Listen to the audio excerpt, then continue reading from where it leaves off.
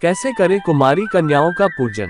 नवरात्रि के दौरान अगर आप पूजा के उपरांत कुमारी कन्याओं का पूजन कर भोजन कराना चाहते हैं तो एक ही कन्या का रोजाना पूजन करें अथवा प्रतिदिन एक एक कुमारी कन्याओं की संख्या में वृद्धि क्रम के अनुसार पूजा करें। अर्थात पहला दिन 1, दूसरा दिन 2, तीसरा दिन 3, इसी प्रकार 9 दिनों तक 9 कन्याओं का पूजन कर सकते हैं। अगर आप चाहते हैं कि प्रतिदिन दुगुनी कन्याओं का पूजन करना है तो वह भी शास्त्र सम्मत होगा। वीडियो में आगे बढ़ने से पहले आप सभी से एक विशेष आग्रह, यदि आप चैनल पर पहली बार विजिट कर रहे हैं तो चैनल को सब्सक्राइब करके घंटी के बटन को ऑल पर अवश्य सेट कर लें ताकि हमारी आगे आने वाली वीडियो आपसे मिस न होने पाए। दोस्तों, अपने धर्म सामर्थ्य के अनुसार भगवती की पूजन करें और कन्याओं को भोजन पश्चात दान दें।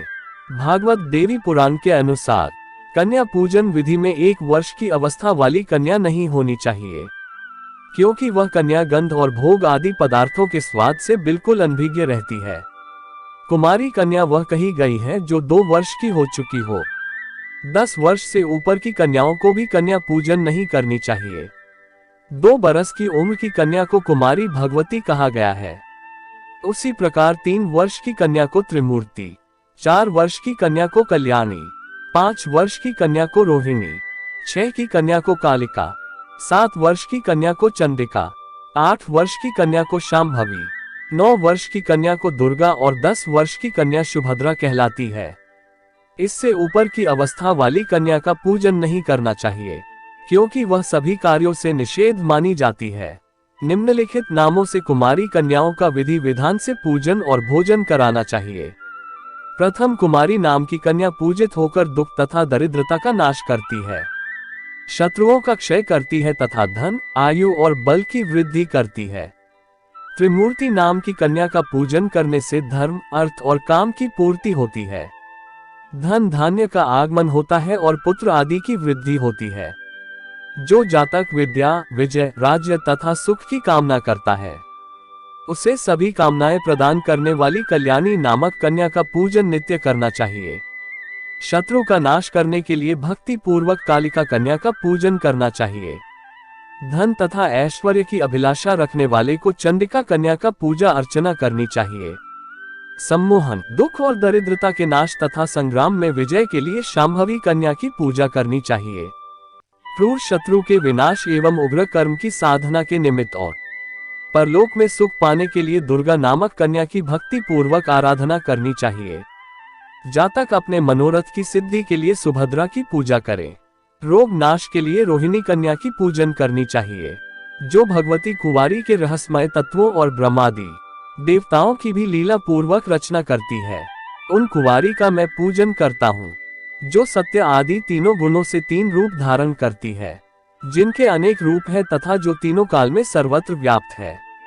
उस भवानी की त्रिमूर्ति की मैं पूजा करता हूँ।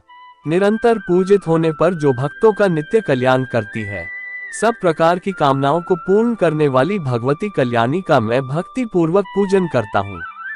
जो देवी संपूर्ण जीवों के पूर्व जन्म के संचित कर्म रूपी बीजों का रोपण करती है, उस भगवती रोहिणी की मैं उपासना करता हूँ। अत्यंत उग्र स्वभाव वाली, उग्र रूप धारण करने वाली, चंड और मुंड का संहार करने वाली तथा घोर पापों का नाश करने वाली भगवती चंडिका का मैं पूजन करता हूँ। वेद जिनके स्वरूप है, उन्हीं वेदों के द्वारा जिनकी उत्पत्ति अकारण बताई गई है, उन सुखदायिनी भगवती शांभवी का मैं पूजन करता हूँ, जो अपने भक्तों को सर्वदा संकट से बचाती है, बड़े बड़े विघ्नों तथा दुखों का नाश करती है और सभी देवताओं के लिए दुर्गेय है। उन भगवती दुर्गा की मैं पूजा करता हूँ, जो पूजित होने पर भक्तों का सदा कल्याण करती है। उन अमंगल नाशिनी भगवती सुभद्रा की मैं पूजा करता हूँ। जातक को चाहिए कि वस्त्र, आभूषण, माला और गंध आदि से कन्याओं का पूजन करे। जो कन्या किसी अंग से हीन है, कोढ़ तथा घाव युक्त है, जिसके शरीर के किसी अंग से दुर्गंध आती हो, जो गलत कुल में उत्पन्न हुई हो, ऐसी कन्या का पूजन में परित्याग कर देना चाहिए। जन्म से अंधी, तिरछी नजर से देखने वाली, कानी, कुरूप, बहुत रोम वाली, रोगी तथा रजस्वला कन्या का पूजन में परित्याग कर देना चाहिए।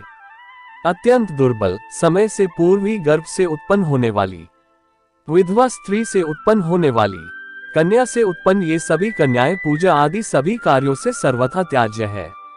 जो कन्या रोग से रहित, रूपवान अनुभव वाली, सौंदर्यमयी व्रण रहित तथा एक वंश में अपने माता पिता से उत्पन्न कन्याओं को ही विधिवत पूजा करनी चाहिए। समस्त कार्यों की सिद्धि के लिए ब्राह्मण की कन्या, विजय प्राप्ति के लिए राजवंश में उत्पन्न कन्या तथा धन लाभ के लिए वैश्य वंश अथवा शूद्र वंश में उत्पन्न कन्या पूजन के योग मानी गई है।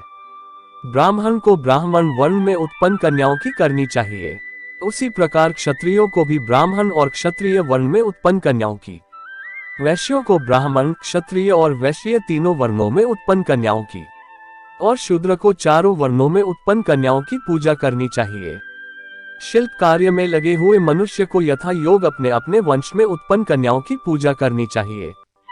दोस्तों, वीडियो में दी गई जानकारी पसंद आया हो तो वीडियो को लाइक शेयर और अगर चैनल पर नए हैं तो चैनल को सब्सक्राइब करके कमेंट बॉक्स में जय माता दी अवश्य लिखें।